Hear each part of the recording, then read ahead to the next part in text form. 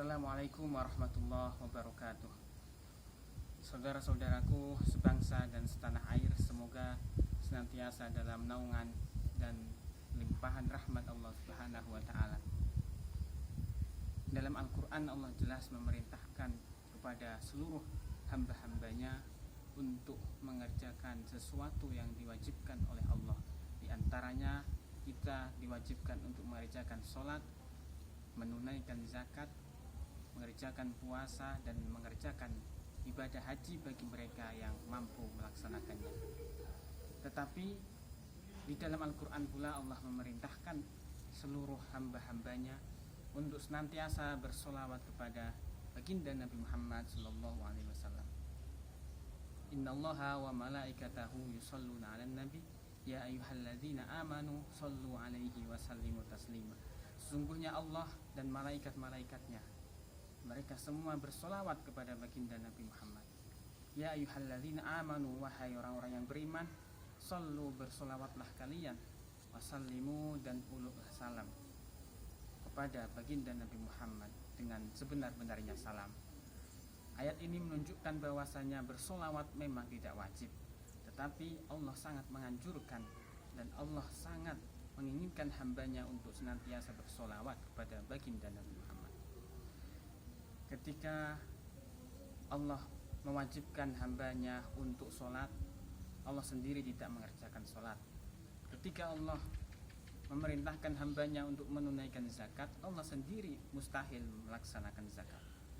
Ketika Allah memerintahkan hambanya untuk mengerjakan puasa di bulan Ramadan, Allah sendiri mustahil mengerjakan puasa dan ibadah haji. Tetapi ketika Allah memerintahkan hambanya untuk bersolawat, Allah pun ikut bersolawat kepada baginda Nabi Muhammad. Ini merupakan bentuk daripada penghormatan yang sangat agung dari Allah kepada baginda Nabi Muhammad. Ketika kita bersolawat kepada baginda Nabi, bukan baginda Nabi yang beruntung, tapi kitalah yang beruntung. Karena dengan bersolawat kepada baginda Nabi, kita semua, kesusahan kita akan dihilangkan, kesempitan kita dalam hal rezeki maupun dalam hal kehidupan akan dimudahkan, dan seluruh hal baik, hal-hal dunia dan hal-hal akhirat yang terasa sulit, semuanya akan terasa mudah apabila kita bersolawat kepada baginda Nabi Muhammad. Man shollah alayya sholatan wahidatan sallallahu alaihi biha asyra. Barang siapa yang membaca solawat kepadaku satu kali, maka Allah akan membalasnya 10 kali. Satu kali kita bersolawat, Allah balas 10 kali solawat. 10 kali solawat, Allah balas 100 kali solawat.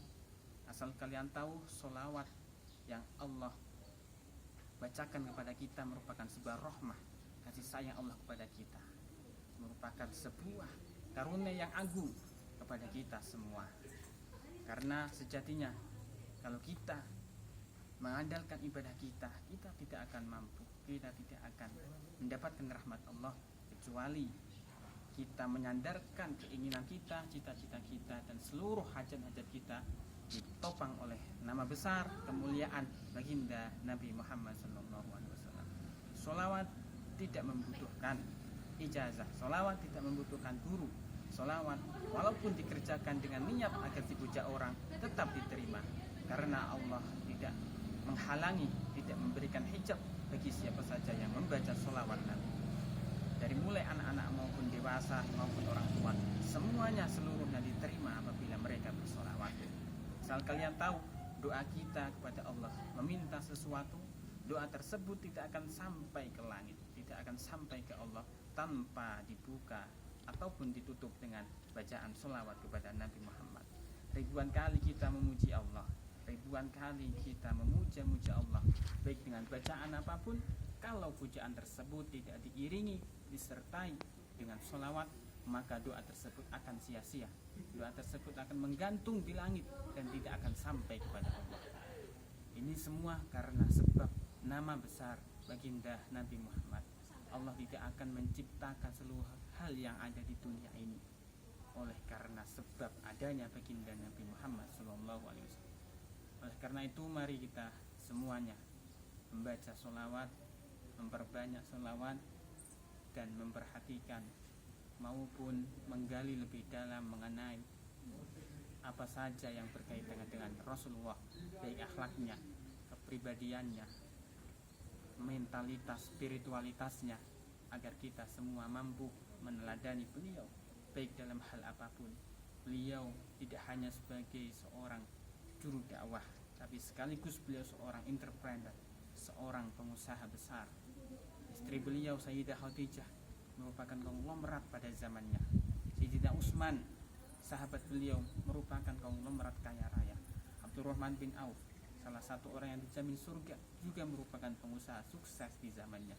Oleh karena itu kita meneladani Rasul dalam berbagai aspek, jangan hanya aspek dari hal dai, ibadah maupun dakwahnya, tetapi kita lihat aspek sosialnya, aspek ekonominya, dan aspek-aspek yang lain.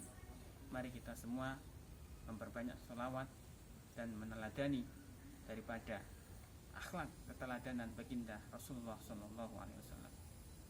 Sallallahu ala Muhammad. Wassalamualaikum warahmatullahi wabarakatuh.